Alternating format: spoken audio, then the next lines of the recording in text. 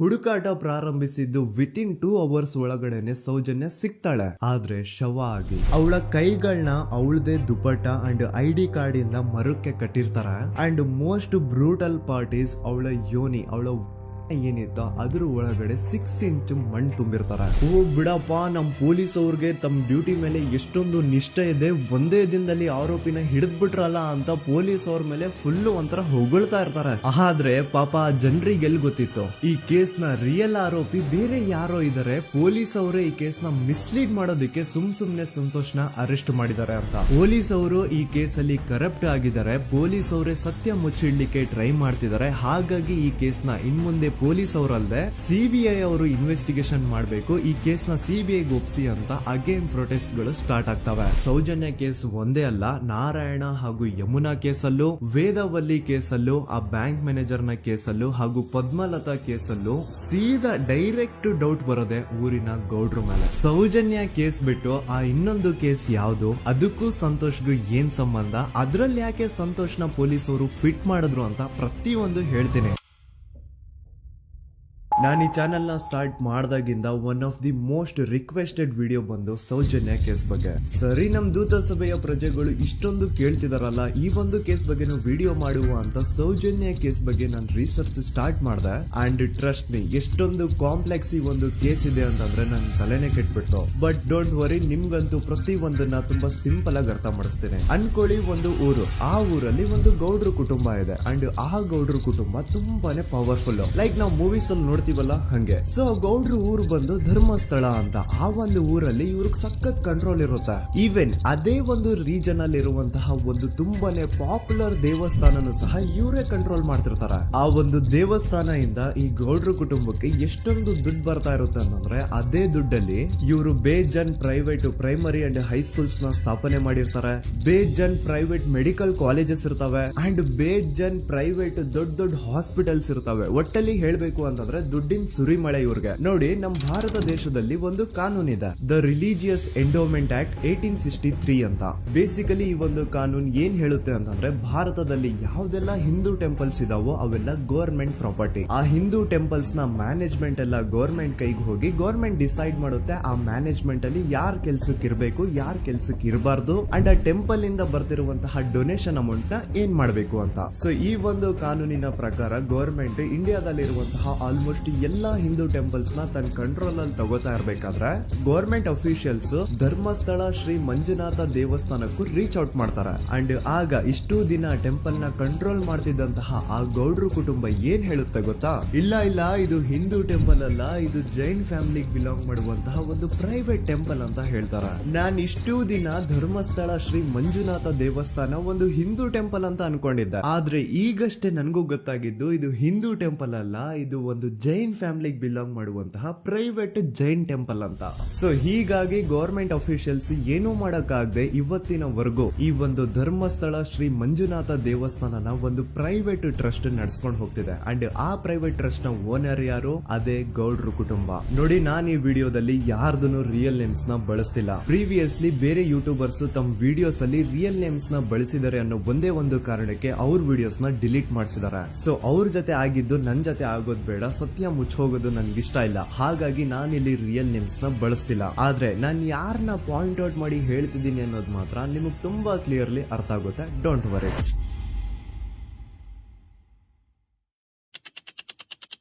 ದಿನಾಂಕ 9/10/2012, a very normal day for everyone except Soujanya. Dharmasthala ಹತ್ರ ಇರುವಂತಹ ಪಂಗಳ್ ಅನ್ನೋ ಒಂದು ಸಣ್ಣ ಹಳ್ಳಿಗೆ ಬಿಲಾಂಗ್ ಮಾಡುವಂತಹ ಸೌಜನ್ಯ ತುಂಬಾನೇ ಒಳ್ಳೆ ಹುಡುಗಿ. SDM ಕಾಲೇಜ್ ಆಫ್ ಉಜ್ರಿಯಲ್ಲಿ 2nd PUC ಓದ್ತಿದ್ದಂತಹ ಇವಳು ತುಂಬಾನೇ ಬ್ರೈಟ್ ಸ್ಟೂಡೆಂಟ್ ಕೂಡ. ಸೊ ಒಂದು ದಿನ ಅಂದ್ರೆ 9 ಅಕ್ಟೋಬರ್ 2012 ಬೆಳಿಗ್ಗೆ 7:30-8 ಗಂಟೆ ಹಾಗೆ ಆಸ್ ಯೂಶುವಲ್ ತನ್ನ ಕಾಲೇಜ್ ಹೋಗೋದಕ್ಕೆ ರೆಡಿ ಆಗ್ತಿರ್ತಾಳೆ. ಅವತ್ತು ಮಂಗಳವಾರದ ದಿನ ಅಂಡ್ ಅವತ್ತು ಲೋಕಲ್ ಫೆಸ್ಟಿವಲ್ ಬೇರೆ ಇರುತ್ತೆ, ಹೊಸ ಅಕ್ಕಿ ಅಂತ. ಈ ಒಂದು ಲೋಕಲ್ ಫೆಸ್ಟಿವಲ್ ದಿನ ಮನೆ ಒಳಗಡೆ ಏನೇ ಅಡುಗೆ ಮಾಡಿದ್ರು ಹೊಸ ಅಕ್ಕಿನೇ ಬಳಸಬೇಕು. ಸೊ ಹೊಸ ಅಕ್ಕಿ ತಂದು ಬ್ರೇಕ್ಫಾಸ್ಟ್ ನ ರೆಡಿ ಮಾಡೋಷ್ಟ್ರಲ್ಲಿ ಸೌಜನ್ಯ ಅವ್ರ ತಾಯಿ ತುಂಬಾ ಲೇಟ್ ಮಾಡ್ತಾರೆ. ಸೊ ಕಾಲೇಜ್ಗೆ ಲೇಟ್ ಆಗ್ತಿದೆ ಅಂತ ಈ ಸೌಜನ್ಯ ಟಿಫಿನ್ ಸಹ ಮಾಡದೆ ಹಾಗೆ ಹೋಗ್ತಾಳೆ. ಅವಳ ತಲೆಯಲ್ಲಿ ಏನಿತ್ತು ಅಂತಂದ್ರೆ, ಹೆಂಗೋ ಇವತ್ತು ಲೋಕಲ್ ಫೆಸ್ಟಿವಲ್ ಬೇರೆ ಇದೆ, ಹಾಗಾಗಿ ಮೇ ಬಿ ಕಾಲೇಜು ಬೇಗ ಬಿಡ್ಬೋದು, ಸೊ ಮಧ್ಯಾಹ್ನ ಡೈರೆಕ್ಟ್ ಮನೆಗೆ ಬಂದು ಊಟ ಮಾಡುವ ಬಿಡು ಅಂತ ಅವಳು ಅನ್ಕೊಂಡಿರ್ತಾಳೆ. ಆದ್ರೆ ಕಾಲೇಜ್ ಹೋಗಾದ್ಮೇಲೆ ಗೊತ್ತಾಗುತ್ತೆ ಅವತ್ತು ಅವಳಿಗೆ ಸ್ಪೆಷಲ್ ಕ್ಲಾಸಸ್ ಬೇರೆ ಇದೆ ಅಂತ. ಸೌಜನ್ಯ ಬ್ರೇಕ್ಫಾಸ್ಟ್ ಕೂಡ ಮಾಡಿರಲ್ಲ ಅಂಡ್ ಲಂಚ್ ಬಾಕ್ಸ್ ಕೂಡ ತಂದಿರಲ್ಲ. ಹಾಗಾಗಿ ಲಂಚ್ ಟೈಮ್ ಅಲ್ಲಿ ಸೌಜನ್ಯನ ಒಬ್ಳು ಫ್ರೆಂಡ್ ಜಾನ್ವಿ ತಾನ್ ತಂದಿರುವಂತಹ ಲಂಚ್ ಬಾಕ್ಸ್ ಅಲ್ಲಿ ಒಂದಿಷ್ಟು ಲಂಚ್ ನ ಆಫರ್ ಮಾಡ್ತಾಳ. ಆದ್ರೆ ಸೌಜನ್ಯ ಪರವಾಗಿಲ್ಲ ನೀನ್ ತಿನ್ನು, ನಾನ್ ಮನೆಗೆ ಹೋಗ್ಬಿಟ್ಟು ಊಟ ಮಾಡ್ಕೊಂತೀನಿ ಅಂತ ಹೇಳ್ತಾಳ. ಸುಮಾರು ಮಧ್ಯಾಹ್ನದ 3:45ಕ್ಕೆ ಕಾಲೇಜ್ ಬಿಡುತ್ತೆ. ಸೌಜನ್ಯ ಕಾಲೇಜ್ ಇಂದ ಬಸ್ ಅಲ್ಲಿ ಬಂದು ನೇತ್ರಾವತಿ ಬಸ್ ಸ್ಟಾಪ್ ಹತ್ರ ಇಳ್ಕೋತಾಳ. ಅವಳ ಜೊತೆ ಅವಳ ಕ್ಲಾಸ್ ಮೇಟ್ಸ್ ಅಂಡ್ ಫ್ರೆಂಡ್ಸ್ ಎಲ್ಲ ಇರ್ತಾರೆ. ಸೊ ಅವ್ರಿಗೆಲ್ಲ ಬಾಯ್ ಹೇಳ್ಬಿಟ್ಟು ಸೌಜನ್ಯ ತನ್ನ ಮನೆ ಕಡೆಗೆ ಹೊರಡ್ತಾಳ.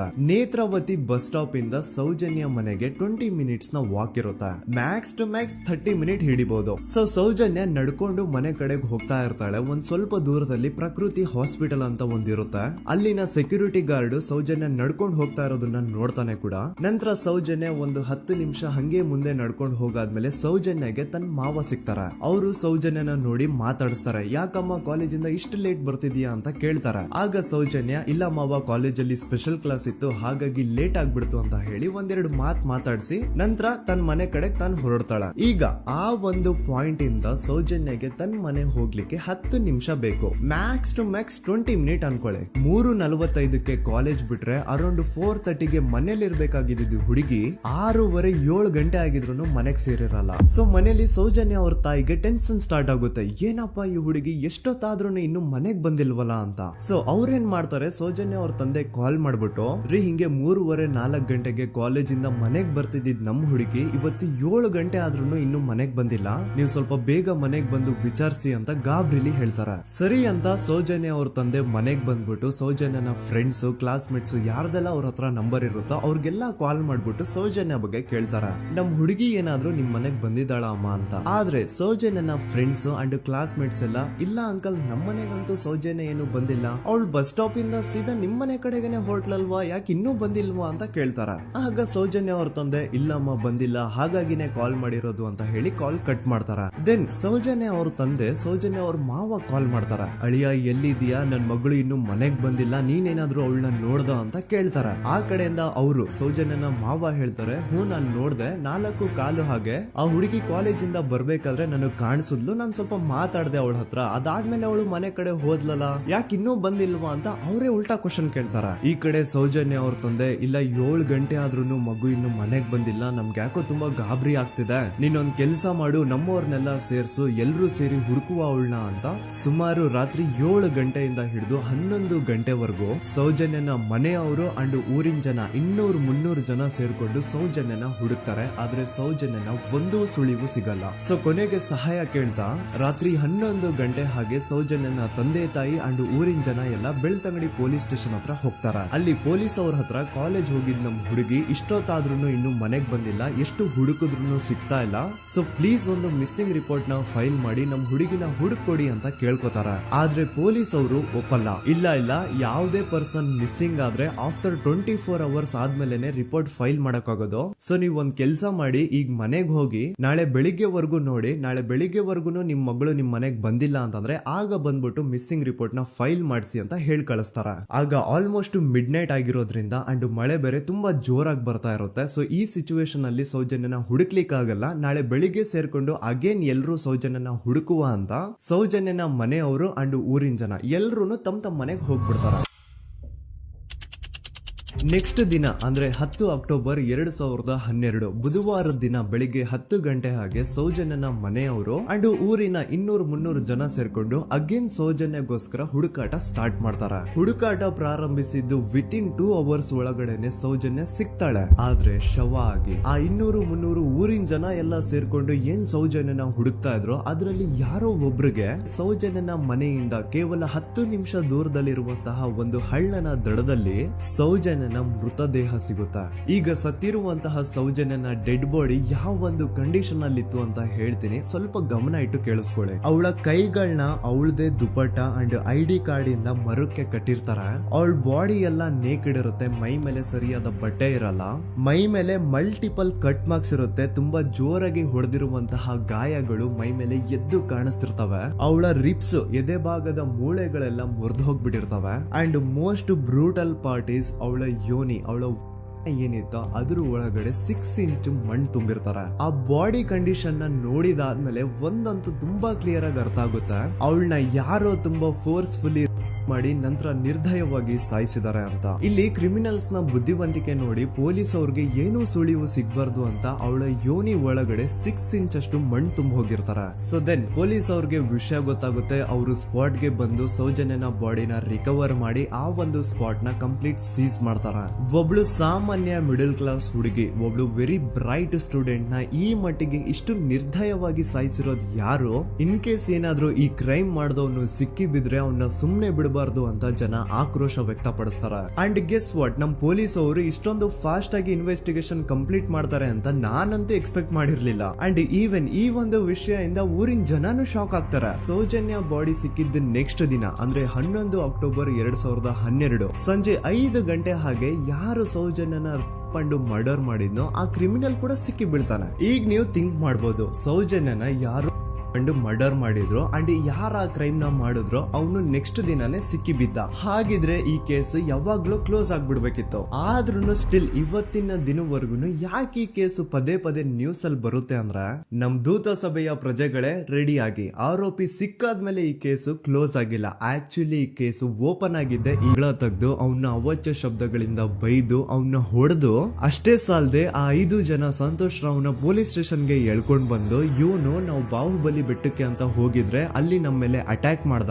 ಇವ್ ನೋಡ್ಲಿಕ್ಕೂ ಸಹ ಒಳ್ಳೆ ಸೈಕೋ ಕಿಲ್ಲರ್ ಇದ್ದಂಗಿದಾನೆ, ನಮ್ಗೆ ಯಾಕೋ ನಿನ್ನೆ ನಮ್ಮೂರಲ್ಲಿ ನಡೆದಿರುವಂತಹ ಘಟನೆ ಆ ಸೌಜನ್ಯನ ಮರ್ಡರ್ ಇವನೇ ಮಾಡಿದಾನೆ ಅಂತ ಡೌಟ್ ಬರ್ತಿದೆ ಅಂತ ಆ 5 ಜನ ಕಿಡಿಗೇಡಿಗಳು ಸಂತೋಷ್ ರಾವ್ನ ಪೊಲೀಸ್ ಅವ್ರ ಹತ್ರ ಹಾಕೊಡ್ತಾರ.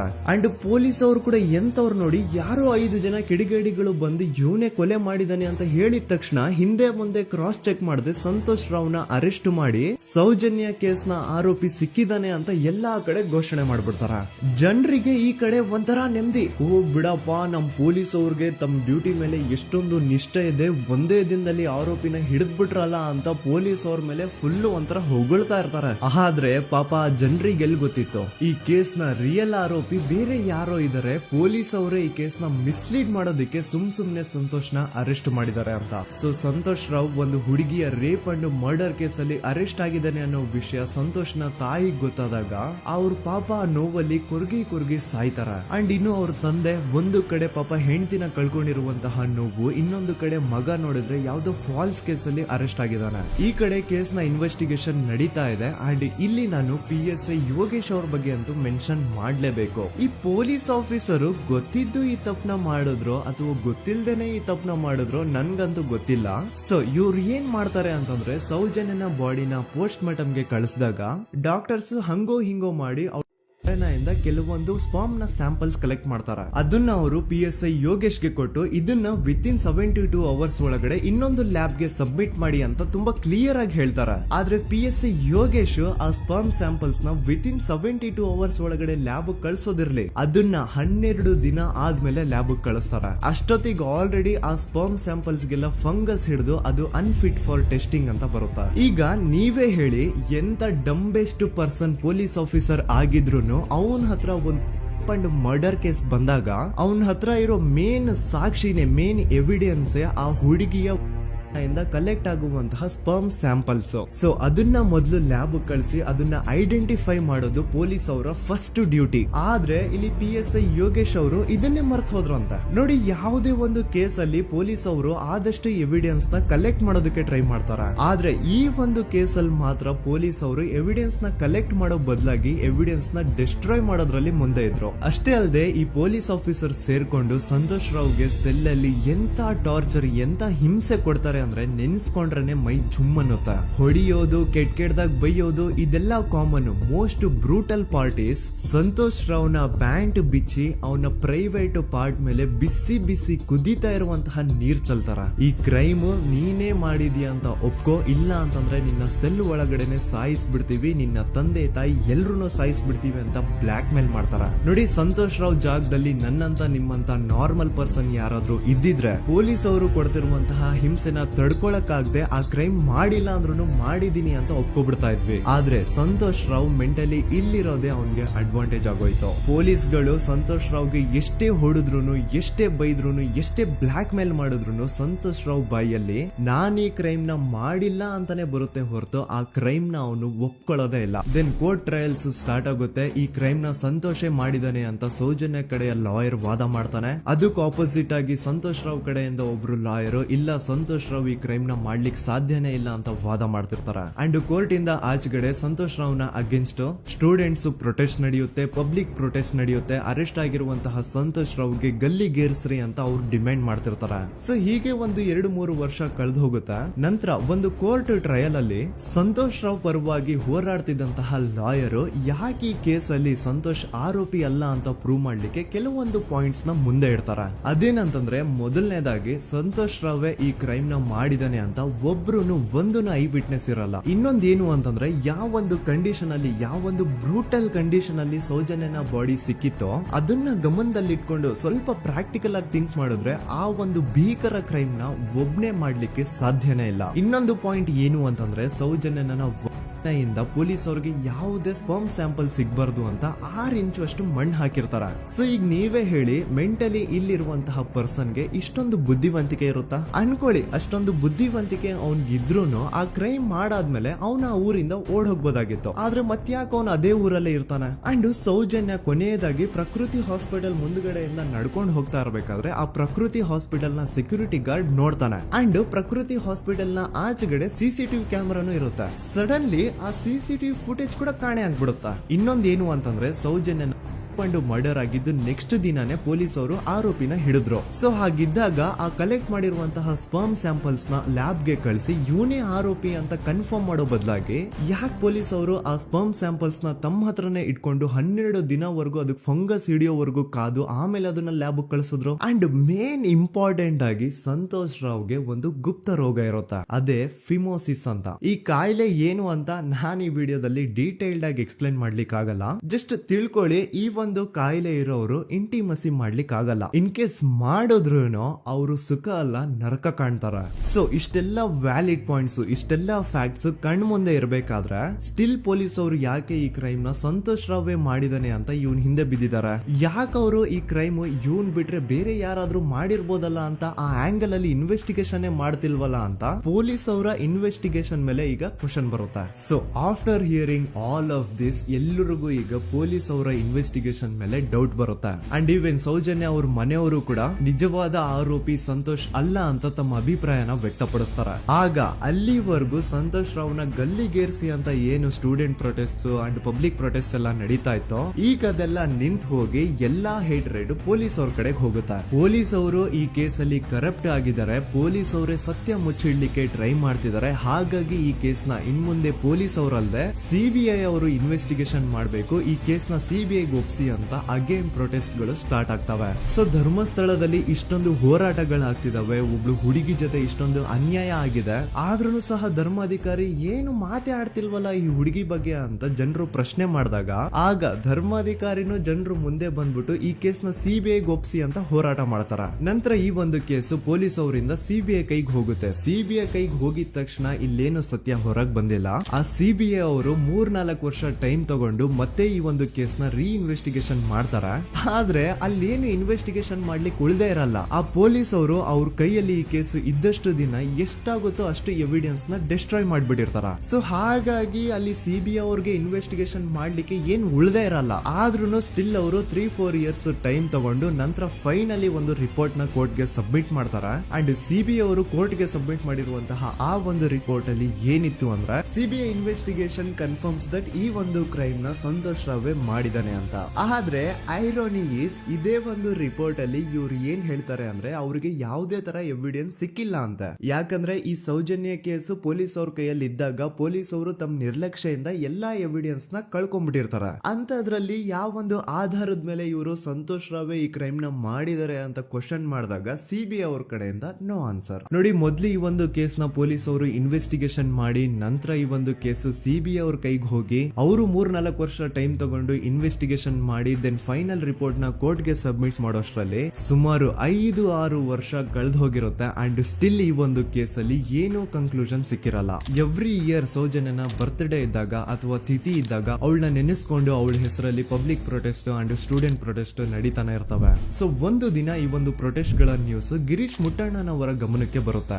ಯಾರೀ ಗಿರೀಶ್ ಮುಟ್ಟಣ್ಣನವರ ಅಂದ್ರೆ ಇವರು very honest X police man. ನೀವು ನಂಬಲ್ಲ, ಇವ್ರು ಪೊಲೀಸ್ ಆಫೀಸರ್ ಇದ್ದಾಗ ಪಬ್ಲಿಕ್ ಅಲ್ಲಿ ಒಬ್ಬ MLA ಹೊಡೆದಿರ್ತಾರ. ಅಷ್ಟೇ ಅಲ್ಲ, ಪೊಲೀಸ್ ಡಿಪಾರ್ಟ್ಮೆಂಟ್ ಅಲ್ಲಿ ಕರಪ್ಷನ್ ಇದೆ, ಕರಪ್ಷನ್ ಇದ್ದಿದ್ ಕಡೆ ನಾನ್ ಇರಲ್ಲ ಅಂತ ಹೇಳ್ಬಿಟ್ಟು ತಮ್ಮ ಪೊಲೀಸ್ ಡ್ಯೂಟಿನ ಬಿಟ್ಬಿಟ್ಟು ಈಗ ಸಮಾಜದಲ್ಲಿ ಏನೇ ಅನ್ಯಾಯ ಆಗಿದ್ರು ಅದ್ರ ಅಗೇನ್ಸ್ಟ್ ವಾಯ್ಸ್ ರೈಸ್ ಮಾಡ್ತಿದಾರ. ಸೊ ಈ ಗಿರೀಶ್ ಮುಟ್ಟಣ್ಣನವರಿಗೆ ಸೌಜನ್ಯ ಕೇಸ್ ಬಗ್ಗೆ ಗೊತ್ತಾದಾಗ ಅವ್ರಿಗೆ ಈ ಕೇಸು ತುಂಬಾನೇ ಕಾಡುತ್ತೆ.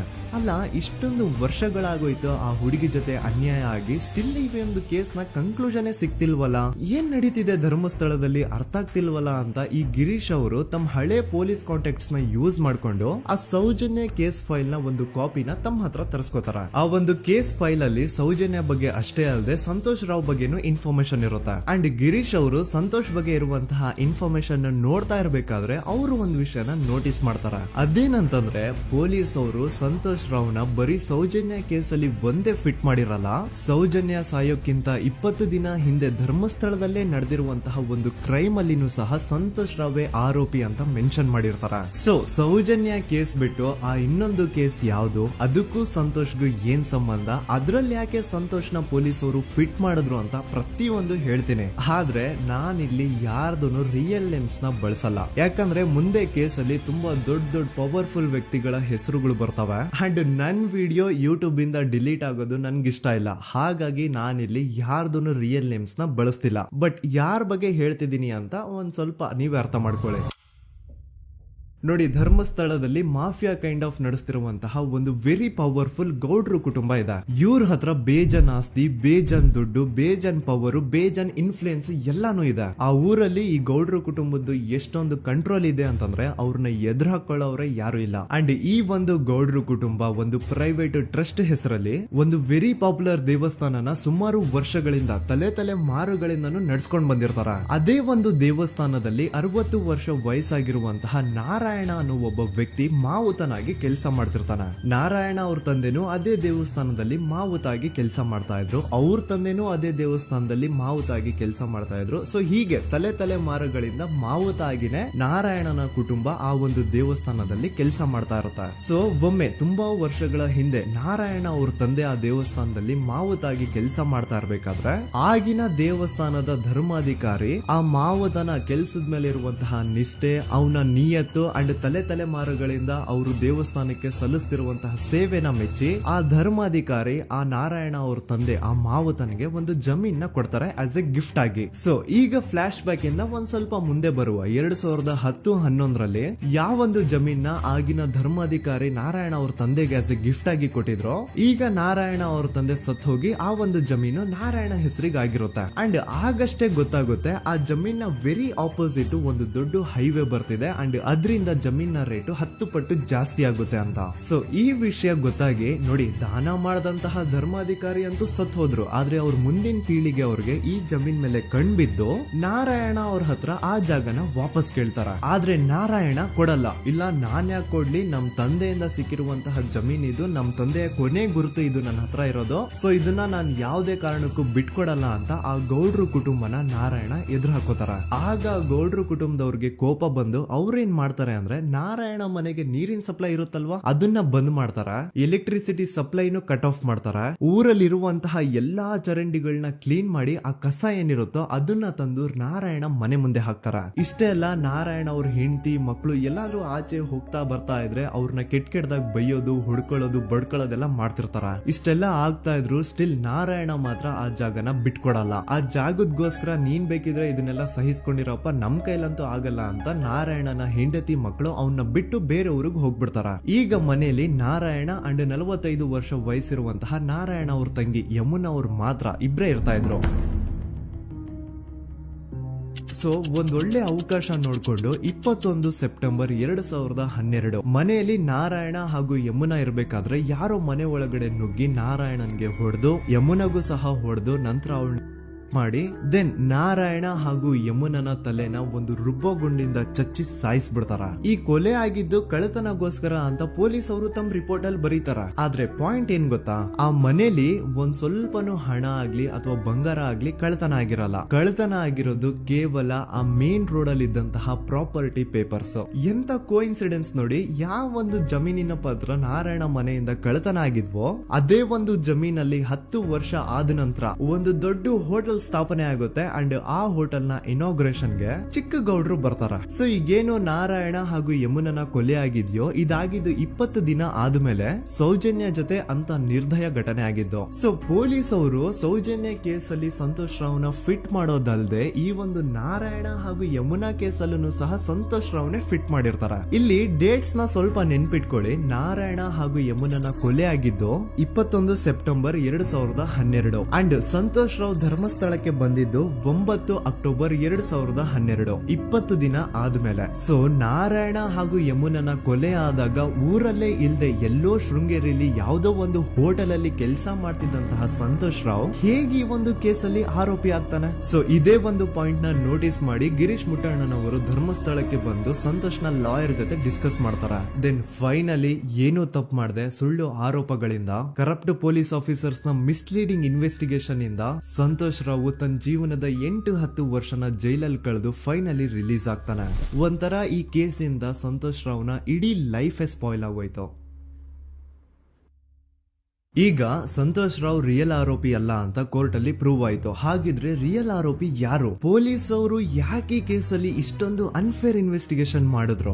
ಯಾರ ರಿಯಲ್ ಹೆಸರನ್ನ ಮುಚ್ಚಿಡ್ಲಿಕ್ಕೆ ಪೊಲೀಸ್ ಆಫೀಸರ್ಸ್ ಈ ಒಂದು ಕೇಸಲ್ಲಿ ಸಂತೋಷ್ ರಾವ್ನ ಸಿಗ್ಹಾಕ್ಸಿದ್ರು? ಇದೆಲ್ಲ ಥಿಂಕ್ ಮಾಡ್ತಾ ಹೋದ್ರೆ ನೋಡಿ, ಆ ಊರಲ್ಲಿ ಆ ಪೊಲೀಸ್ ಆಫೀಸರ್ಸ್ಗೆ ಲಂಚ ಕೊಡೋಷ್ಟು, ಒಂದು ಪೊಲೀಸ್ ಇನ್ವೆಸ್ಟಿಗೇಷನ್ ನ ಸ್ಟಾಪ್ ಮಾಡೋಷ್ಟು ಅಥವಾ ಇನ್ವೆಸ್ಟಿಗೇಷನ್ ನ ಮಿಸ್ಲೀಡ್ ಮಾಡೋಷ್ಟು ಇನ್ಫ್ಲುಯೆನ್ಸ್ ಆಗ್ಲಿ, ಪವರ್ ಆಗ್ಲಿ ಅಥವಾ ಮನಿ ಆಗ್ಲಿ ಊರಿನ ಗೌಡ್ರು ಹತ್ರ ಮಾತ್ರ ಇದ್ದಿದ್ದು. ಸೊ ಈಗ ಸಂಶಯದ ಮುಳ್ಳು ಗೌಡ್ರು ಕಡೆ ತಿರುಗುತ್ತಾ. ನೋಡಿ, ಪೊಲೀಸ್ ಅವರು ಸುಮ್ನೆ ಸಂತೋಷ್ ರಾವ್ನ ನಾರಾಯಣ ಹಾಗೂ ಯಮುನಾ ಕೇಸಲ್ಲಿ ಫಿಟ್ ಮಾಡಿದ್ರು. ಈಗ ಆ ಒಂದು ಕೊಲೆ ಪ್ರಕರಣಕ್ಕೂ ಸಂತೋಷ್ ರಾವ್ಗೂ ಏನು ಸಂಬಂಧನೇ ಇರ್ಲಿಲ್ಲ. ಹಂಗೆ ಥಿಂಕ್ ಮಾಡಿ, ನಾರಾಯಣ ಸತ್ರೆ ಅಥವಾ ಅವನ ತಂಗಿ ಯಮುನಾ ಸತ್ರೆ ಯಾರಿಗ ಅಡ್ವಾಂಟೇಜ್ ಆಗುತ್ತೆ? ಊರಿನ ಗೌಡ್ರಿಗೆ, ಯಾಕಂದ್ರೆ ಅವ್ರಿಗ ಜಮೀನ್ ಸಿಗುತ್ತಾ. ಸೊ ಈಗ ನಾರಾಯಣ ಹಾಗೂ ಯಮುನಾ ಕೇಸಲ್ಲಿ ಸಂತೋಷ್ ರಾವ್ ಆರೋಪಿ ಅಲ್ಲ ಅಂತ ಪ್ರೂವ್ ಆದ್ಮೇಲೆ ಹಾಗಿದ್ರೆ ಆ ಕೊಲೆ ಮಾಡಿದವ್ರು ಯಾರು ಅಂತ ಹಾಗೆ ಥಿಂಕ್ ಮಾಡಿದ್ರೆ ಗಿರೀಶ್ ಮುಟ್ಟಣ್ಣನವರಿಗೆ ಆ ಊರಿನ ಗೌಡ್ರ ಮೇಲೆ ಡೌಟ್ ಬರುತ್ತೆ. ಅದೇ ಒಂದು ಡೌಟ್ ಅಲ್ಲಿ ಗಿರೀಶ್ ಮುಟ್ಟಣ್ಣನವರು ಮಹೇಶ್ ತಿಮ್ರೊಡ್ಡಿ ಅಂತ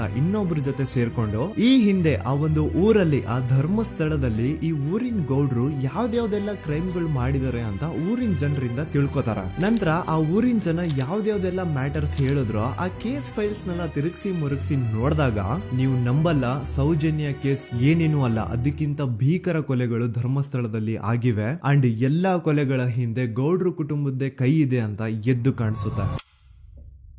1977 ವೇದಾವಲ್ಲಿ ಕೇಸ್. ಧರ್ಮಸ್ಥಳ ಹತ್ತಿರ SDM ಪ್ರೈಮರಿ ಅಂಡ್ ಹೈಸ್ಕೂಲ್ ಅಂತ ಒಂದು ಸ್ಕೂಲ್ ಇರುತ್ತೆ ಅಂಡ್ ಈ ಒಂದು ಪ್ರೈವೇಟ್ ಸ್ಕೂಲ್ ಬೇರೆ ಯಾರ್ದು ಅಲ್ಲ, ಆ ಗೌಡ್ರು ಕುಟುಂಬದ. ಈ ಸ್ಕೂಲ್ ಅಲ್ಲಿ 1977 ಅಲ್ಲಿ ವೇದಾವಲ್ಲಿ ಅಂತ ಒಬ್ರು ಟೀಚರ್ ವರ್ಕ್ ಮಾಡ್ತಿರ್ತಾರ. ವೇದಾವಲ್ಲಿ ಆ ಟೀಚರ್ ಜಾಬ್ ಗೆ ತುಂಬಾನೇ ಓವರ್ ಕ್ವಾಲಿಫೈಡ್. ಅವರ ಕ್ವಾಲಿಫಿಕೇಶನ್ಸ್ ನ ಗಮನದಲ್ಲಿ ಇಟ್ಕೊಂಡ್ರೆ ಅವ್ರಿಗೆ HM ಅಥವಾ ಪ್ರಿನ್ಸಿಪಲ್ ನ ಪೋಸ್ಟ್ ಸಿಗ್ಬೇಕು. ಆದ್ರೂ ಸಹ ವೇದಾವಲ್ಲಿ ಆಸ್ ಎ ಟೀಚರ್ ಆಗಿನೇ ಕೆಲಸ ಮಾಡ್ಕೊಂಡು ಹೋಗ್ತಿರ್ತಾರ.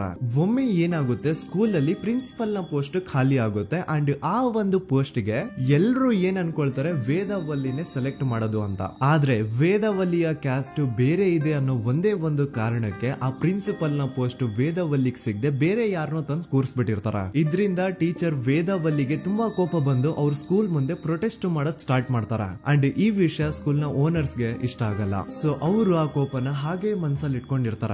ಒಮ್ಮೆ ಏನಾಗುತ್ತೆ, ಸ್ಕೂಲ್ ರಜೆ ಇರುತ್ತೆ, ವೇದಾವಲ್ಲಿ ಮನೇಲಿ ಇರ್ತಾರ ಅಂಡ್ ಅವ್ರ ಹಸ್ಬೆಂಡ್ ಡಾಕ್ಟರ್ ಅರ್ಳೆ ಅವ್ರಿಗೆ ಯಾವ್ದೋ ಬೇರೆ ಊರಲ್ಲಿ ಒಂದು ಕಾಲೇಜ್ ಅಲ್ಲಿ ಸೆಮಿನಾರ್ ಏನೋ ಇರುತ್ತೆ. ಸೊ ಅವರು ಅಲ್ಲಿಗೆ ಹೋಗಿರ್ತಾರೆ. ಈಗ ಮನೇಲಿ ಇರೋದು ವೇದಾವಲ್ಲಿ ಒಂದೇ. ಇದೇ ಒಂದು ಅವಕಾಶನ ನೋಡ್ಕೊಂಡು ಯಾರೋ ವೇದಾವಲ್ಲಿ ಅವ್ರ ಮನೆಗ್ ನುಗ್ಗಿ ವೇದಾವಲ್ಲಿಗೆ ಹೊಡೆದು ನಂತರ ಅವ್ರನ್ನ ಮಾಡಿ ನಂತರ ಅವ್ರನ್ನ ಜೀವಂತವಾಗಿ ಸುಟ್ಬಿಡ್ತಾರ. ಸ್ವಲ್ಪ ಹೊತ್ತು ನಂತರ ರಾತ್ರಿ ಆಗ್ತಿದ್ದಂಗೆ ಡಾಕ್ಟರ್ ಅರಳೆ ಅವರು ಮನೆಗೆ ವಾಪಸ್ ಬರ್ತಾರೆ ಅಂಡ್ ಮನೆ ಒಳಗಡೆ ಬಂದ್ ನೋಡಿದ್ರೆ ವೇದವಲ್ಲಿ ಅವರು ಸತ್ ಹೋಗಿ ಅವರ ಬಾಡಿ ಸುಟ್ ಹೋಗಿ ನೆಲದ ಮೇಲೆ ಬಿದ್ದಿದೆ. ಹೆಂಡತಿನ ಕಳ್ಕೊಂಡಿರುವಂತಹ ದುಃಖನ ಸೈಡ್ಗೆ ಇಟ್ಟು ಡಾಕ್ಟರ್ ಅರಳೆ ಅವರು ಮೊದ್ಲು ಪೊಲೀಸ್ ಸ್ಟೇಷನ್ ಹೋಗ್ಬಿಟ್ಟು ನಮ್ ಮನೆಗೆ ನಾನ್ ಇಲ್ದೇ ಇರುವಂತಹ ಸಮಯನ ನೋಡ್ಕೊಂಡು ಯಾರೋ ಮನೆ ಒಳಗಡೆ ನುಗ್ಗಿ ನನ್ನ ಹೆಂಡತಿನ ಹೊಡೆದು ನಂತರ ಅವಳನ್ನ ತುಂಬಾ ಭೀಕರವಾಗಿ ಸಾಯಿಸಿದರೆ ಅಂತ ಪೊಲೀಸ್ ಅವ್ರಿಗೆ ರಿಪೋರ್ಟ್ ಕೊಡಕ್ ಹೋದ್ರೆ ಅಲ್ಲಿ ಪೊಲೀಸ್ ಅವರು ಉಲ್ಟಾ ಡಾಕ್ಟರ್ ಅರಳೆ ಮೇಲೆನೆ FIR ಬರ್ದು ನೀನೇ ನಿನ್ ಹೆಂಡತಿನ ಸಾಯಿಸಿದ್ಯಾ, ನಾಟಕ ಮಾಡಬೇಡ ಅಂತ ಅವ್ರನ್ನೇ ಅರೆಸ್ಟ್ ಮಾಡ್ಬಿಡ್ತಾರ. ನಂತರ 2-3 ವರ್ಷ ಜೈಲಲ್ಲೇ ಇದ್ದು ಡಾಕ್ಟರ್ ಅರಳೆ ಅವರು ತಮ್ಮ ಫ್ರೆಂಡ್ಸ್ ಅಂಡ್ ಫ್ಯಾಮಿಲಿ ಮೂಲಕ ಎವಿಡೆನ್ಸ್ ನೆಲ್ಲ ಕಲೆಕ್ಟ್ ಮಾಡಿಸಿ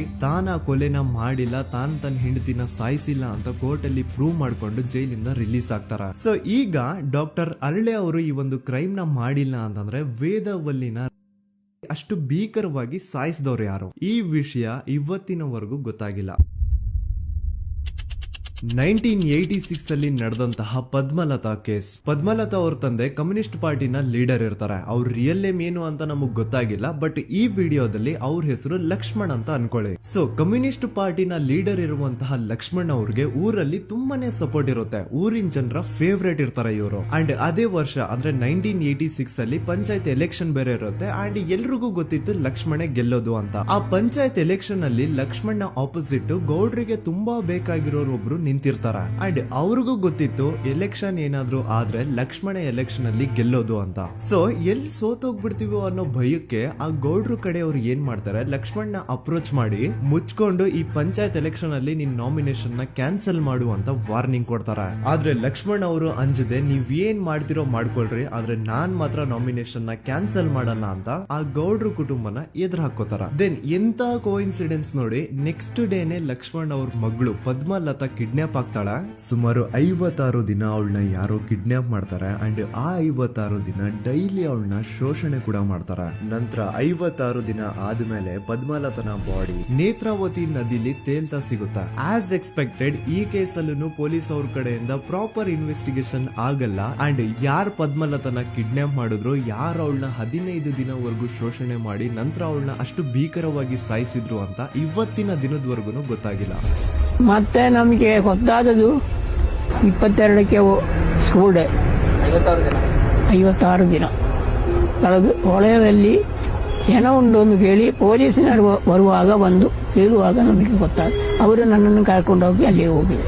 ಇನ್ನೊಂದು ಲಾಸ್ಟ್ ಕೇಸ್ ಇದೆ, ಇದು ಅರ್ಲಿ 2000 ಅಲ್ಲಿ ನಡೆದಿರೋದು. ಇವ್ರದ್ದು ಅಷ್ಟಾಗಿ ಡೀಟೇಲ್ಸ್ ನಾನು ಹೇಳಲ್ಲ, ಜಸ್ಟ್ ಮೇಲ್ ಹೇಳ್ತೇನೆ. 2000 ಇಸ್ವಿಯಲ್ಲಿ ಧರ್ಮಸ್ಥಳದಲ್ಲಿ 2 ಫಿನಾನ್ಸ್ ಬ್ಯಾಂಕ್ ಇರ್ತಾವೆ. ಒಂದು ಅಗೇನ್ ರಿಯಲ್ ನೇಮ್ ತಗೊಳ್ಳೋದು ಬೇಡ, ಲೈಕ್ ಜಸ್ಟ್ ಸಹಕಾರ ಗ್ರಾಮೀಣ ಬ್ಯಾಂಕ್ ಅನ್ಕೊಳ್ಳಿ. ಅಂಡ್ ಇನ್ನೊಂದು ಬಂದ್ಬಿಟ್ಟು SDM ಫೈನಾನ್ಸ್ ಪ್ರೈವೇಟ್ ಲಿಮಿಟೆಡ್. ಈ SDM ಫೈನಾನ್ಸ್ ಪ್ರೈವೇಟ್ ಲಿಮಿಟೆಡ್ ಬಂದು ಗೌಡ್ರು ಕುಟುಂಬ ಅವ್ರಿಗೆ ಸೇರಿದ್ದು. ಆ ಕಡೆ ಇವ್ರ ಆಪೋಸಿಟ್ ಏನದು ಗ್ರಾಮೀಣ ಬ್ಯಾಂಕ್ ಇತ್ತು, ಅದರಲ್ಲಿ ಒಬ್ಬ ಮ್ಯಾನೇಜರು ಬಡವ್ರಿಗೆ ಸಹಾಯ ಆಗ್ಲಿ ರೈತರಿಗೆ ಸಹಾಯ ಆಗ್ಲಿ ಅಂತ ತುಂಬಾ ಕಡಿಮೆ ಬಡ್ಡಿಗೆ ಲೋನ್ ಕೊಡ್ತಿರ್ತಾನೆ. ಇದರಿಂದಾಗಿ ಧರ್ಮಸ್ಥಳದಲ್ಲಿ ಆಲ್ಮೋಸ್ಟ್ ಎಲ್ಲಾ ಕಸ್ಟಮರ್ಸ್ ಆ ಗ್ರಾಮೀಣ ಬ್ಯಾಂಕ್ ಕಡೆಗೆ ಹೋಗ್ತಿರ್ತಾರ, SDM ಫೈನಾನ್ಸ್ ಪ್ರೈವೇಟ್ ಲಿಮಿಟೆಡ್ ಕಡೆಗೆ ಯಾರು ಬರ್ತಿರಲ್ಲ. ಇದರಿಂದ ಗೌಡ್ರಿಗೆ ಲಾಸ್ ಆಗ್ತಿರುತ್ತ. ಸೊ ಅವ್ರೇನ್ ಮಾಡ್ತಾರೆ, ಆ ಗ್ರಾಮೀಣ ಬ್ಯಾಂಕ್ ನ ಮ್ಯಾನೇಜರ್ ಏನಿದ್ನೋ ಅವನ್ಗೆ ಒಂದು ಸ್ವೀಟ್ ವಾರ್ನಿಂಗ್ ಕೊಡ್ತಾರ, ಮುಚ್ಕೊಂಡು ಇನ್ಮೇಲೆಯಿಂದ ನಿನ್ ಲೋನ್ಸ್ ಕೊಡೋದನ್ನ ನಿಲ್ಸ್ಬಿಡು, ಇನ್ ಕೇಸ್ ಲೋನ್ ಕೊಟ್ರು ನಾವ್ ಯಾವ ಇಂಟ್ರೆಸ್ಟ್ ರೇಟ್ ಗೆ ಲೋನ್ ನ ಕೊಡ್ತಾ ಇದೀವೋ ಅದೇ ರೇಟ್ ಗೆ ನೀನು ಕೊಡುವ ಅಂತ ಫೋರ್ಸ್ ಮಾಡ್ತಾರ.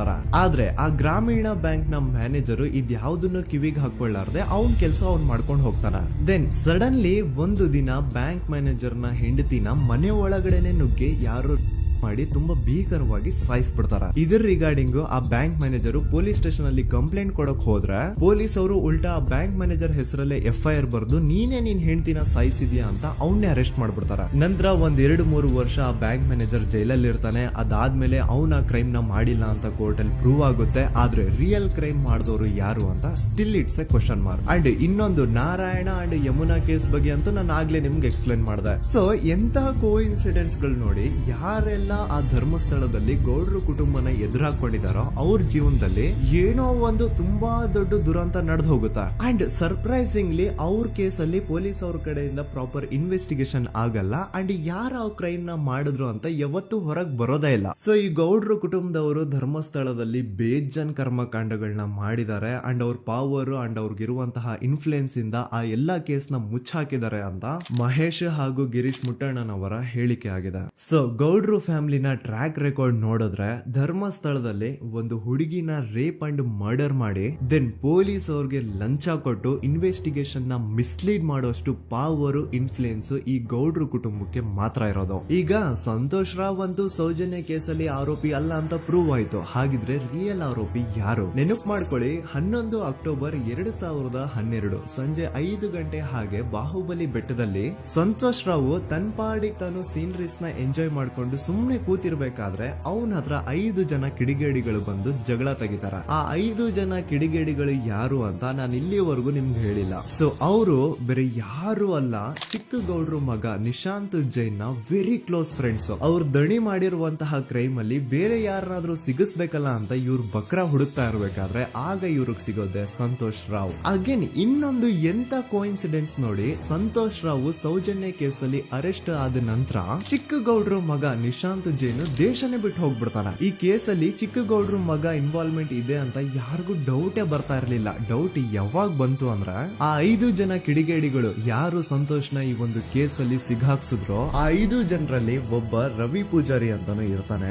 ಅವನ್ಗೆ ತಾನು ತಪ್ಪು ಮಾಡಿದೀನಿ ಅಂತ ಗಿಲ್ಟ್ ಕಾಡುತ್ತೋ ಅಥವಾ ಬೇರೆ ಏನೋ ಗೊತ್ತಿಲ್ಲ, ಆದ್ರೆ ಅವನೇ ಸ್ವತಃ ಪೊಲೀಸ್ ಅವ್ರ ಹತ್ರ ಹೋಗ್ಬಿಟ್ಟು ಸೌಜನ್ಯ ಕೇಸಲ್ಲಿ ನಿಜವಾದ ಆರೋಪಿ ಸಂತೋಷ್ ಅಲ್ಲ ಕಂಡ್ರು, ಅವನ್ನ ಸುಮ್ನೆ ಸಿಗಾಕ್ಸಿರೋದಷ್ಟೇ, ನಿಜವಾದ ಆರೋಪಿಗಳು ಚಿಕ್ಕ ಗೌಡ್ರು ಮಗ ನಿಶಾಂತ್ ಜೈನ್ ಅಂಡ್ ಅವನ್ ಫ್ರೆಂಡ್ಸ್ ಸೂರಜ್, ಕಿರಣ್ ಅಂಡ್ ಕಣ್ಮಣಿ ಅಂತ. ಈ ಎಲ್ಲಾ ವಿಷಯನ ರವಿ ಪೂಜಾರಿ ಪೊಲೀಸ್ ಅವ್ರಿಗೆ ತಿಳಿಸ್ತಾನೆ. ಅಗೇನ್ ಎಂತ ಒಂದು ಕೋಇನ್ಸಿಡೆನ್ಸ್ ನೋಡಿ, ಈ ವಿಷಯಗಳನ್ನ ಊರಿನ ಜನರು ಮುಂದೆ ಹೇಳಿದಂತಹ ರವಿ ಪೂಜಾರಿ ಆಕಸ್ಮಿಕವಾಗಿ ಸತ್ತು ಹೋಗ್ಬಿಡ್ತಾನೆ. ಇವನು ಹೇಳಿದ್ದು ನಿಜ ಅಂತ ಜನರಿಗೆ ಯಾವಾಗ ಕನ್ಫರ್ಮ್ ಆಗುತ್ತೆ ಅಂದ್ರೆ ಸೌಜನ್ಯಗೆ ತುಂಬಾ ಹತ್ರವಾದವ್ರು ಒಬ್ರು ಯಶೋಧ ಅನ್ನೋರು ಕೋರ್ಟ್ ಅಲ್ಲಿ ಬಂದ್ಬಿಟ್ಟು ಸೌಜನ್ಯ ಕೊಲೆ ಆಗಿದ್ದ ದಿನ ಆ ಒಂದು ಸ್ಪಾಟ್ ಅಲ್ಲಿ ನಾನು ಈ 3 ಜನರನ್ನ ನೋಡಿದ್ದೆ ಅಂತ ಸಾಕ್ಷಿ ಹೇಳ್ತಾರೆ. ಈಗ ಎಲ್ಲಾ ಡಾಟ್ಸ್ ನ ಕನೆಕ್ಟ್ ಮಾಡ್ತಾ ಹೋದ್ರೆ ಸೌಜನ್ಯ ಕೇಸ್ ಒಂದೇ ಅಲ್ಲ, ನಾರಾಯಣ ಹಾಗೂ ಯಮುನಾ ಕೇಸಲ್ಲೂ, ವೇದವಲ್ಲಿ ಕೇಸಲ್ಲೂ, ಆ ಬ್ಯಾಂಕ್ ಮ್ಯಾನೇಜರ್ ನ ಕೇಸಲ್ಲೂ ಹಾಗೂ ಪದ್ಮಲತಾ ಕೇಸಲ್ಲೂ ಸೀದಾ ಡೈರೆಕ್ಟ್ ಡೌಟ್ ಬರೋದೆ ಊರಿನ ಗೌಡ್ರ ಮೇಲೆ. I really want to appreciate Kudla rampage YouTube channel, third eye YouTube channel,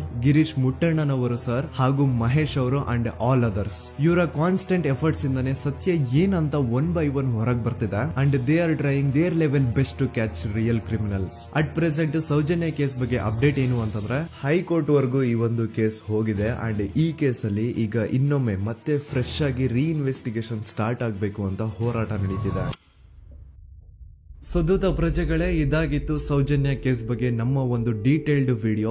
ಈ ವಿಡಿಯೋದಲ್ಲಿ ನನ್ನಿಂದ ಎಲ್ಲಾದ್ರೂ ಏನಾದ್ರೂ ಚಿಕ್ಕ ಪುಟ್ಟ ಇನ್ಫಾರ್ಮೇಶನ್ ಮಿಸ್ ಆಗಿದ್ರೆ ಅಥವಾ ಮಿಸ್ಟೇಕ್ ಆಗಿದ್ರೆ ಅದನ್ನ ದಯವಿಟ್ಟು ಕಮೆಂಟ್ ಸೆಕ್ಷನ್ ಅಲ್ಲಿ ಹೈಲೈಟ್ ಮಾಡಿ. ಈ ವಿಡಿಯೋ ಯಾವಾಗ ಯೂಟ್ಯೂಬ್ ಇಂದ ಡಿಲೀಟ್ ಆಗುತ್ತೋ ನನ್ಗಂತೂ ಗೊತ್ತಿಲ್ಲ. ಸೊ ಪ್ಲೀಸ್ ಆದಷ್ಟು ಬೇಗ ಇದನ್ನ ಎಲ್ಲಾ ಕಡೆ ಶೇರ್ ಮಾಡಿ. ಓಕೆ ಪ್ರಜೆಗಳೇ, ಇವತ್ತಿಗಿಷ್ಟು ಸಾಕು ಅನ್ಕೊಳ್ತೀನಿ. ನಾನು ನಿಮ್ಮ ದೂತ ಸಮೀರ್ MD. ಮತ್ತೆ ಸಿಗ್ತೇನೆ ನೆಕ್ಸ್ಟ್